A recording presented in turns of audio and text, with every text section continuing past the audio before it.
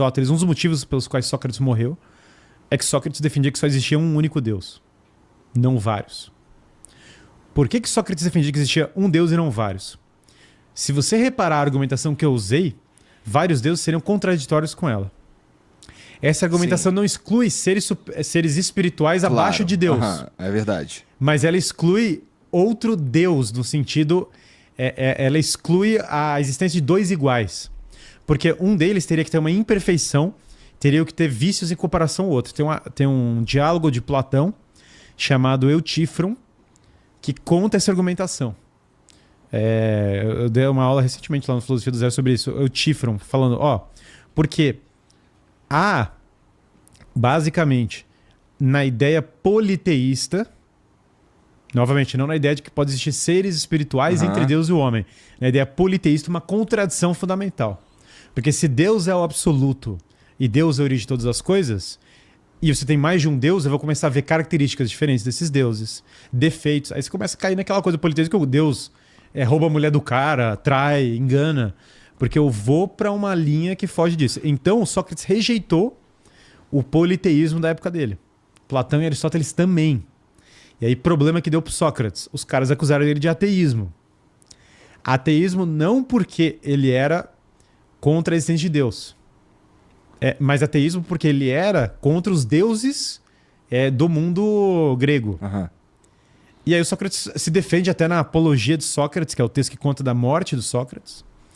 Ele fala, olha, vocês me acusam de ser ateu, mas tudo que eu estou fazendo é para levar as pessoas para Deus, entendeu? Eu acredito na imortalidade da minha alma, estou fazendo para Deus.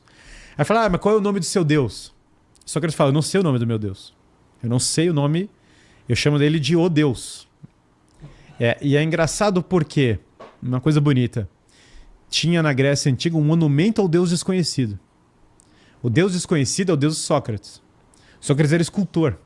Talvez ele mesmo tenha feito o monumento. Se não foi ele, provavelmente um aluno dele, que o termo é dele. E São Paulo, das cartas de São Paulo, vai a Atenas. E ele vê o monumento ao Deus desconhecido. E ele fala, vim trazer para vocês o Deus desconhecido. Que é muito louco de você imaginar que houve esse encontro.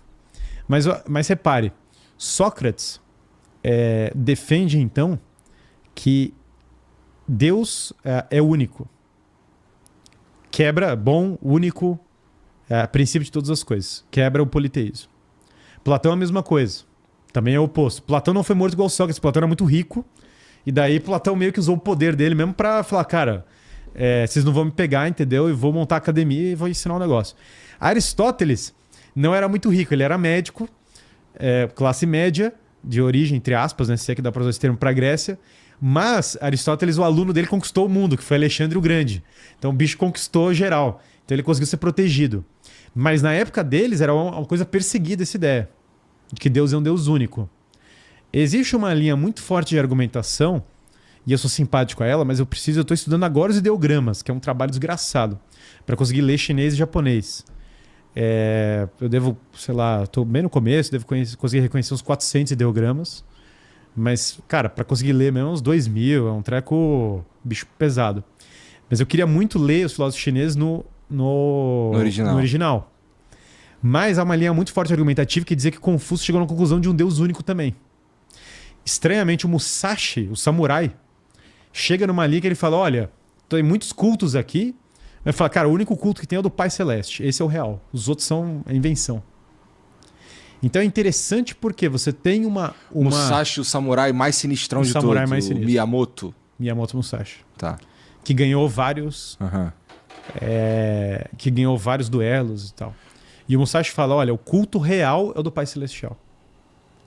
Então é bem interessante porque existe mesmo no Oriente essa linha que vai tendendo para os jesuítas defenderem isso muito fortemente. Matteo Ricci foi um jesuíta, foi o primeiro homem de fora do Ocidente a entrar na cidade proibida chinesa.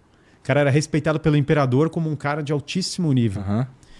Então você tem uma linha que fala isso, que esses caras foram chegando nessa conclusão. Se você lê o Confúcio, pelo menos as conclusões do ponto de vista ético são muito parecidas com Sócrates. Então, o mundo fora, obviamente, é a revelação em Israel, que vai nessa linha do Deus único também. Então, se você olhar já na época prévia ao Cristo, você tem uma confluência de várias das pessoas mais sábias do mundo antigo, e tem linhas diferentes, sei lá, o Tao Te Ching, por exemplo, já não vai nessa linha, o Lao Tse, né? Já é outra, meio que Deus é o mundo, vai por outro caminho. Mas repara que essa linha argumentativa, ela não é que Deus é o mundo, Deus é distinto do mundo, embora Deus transcenda o mundo. E aí entrar nas implicações disso vai embora, mas só para entender. Essa linha argumentativa, você vai encontrando um caminho de falar de um Deus único, que é contraditório ao politeísmo. Então, a primeira coisa que já me pareceu insensata ao concluir que Deus existia por esse modo foi o politeísmo. O politeísmo, ele me pareceu como algo que tinha um grande valor, e eu continuo com essa posição, literário, um grande valor até filosófico por vezes. Então você vai pegar aqui hinduísmo, que é complexíssimo também. Complexíssimo. O cara fala, o hinduísmo... Cara, ler sânscrito é uma dificuldade infinita, o negócio é extremamente complexo.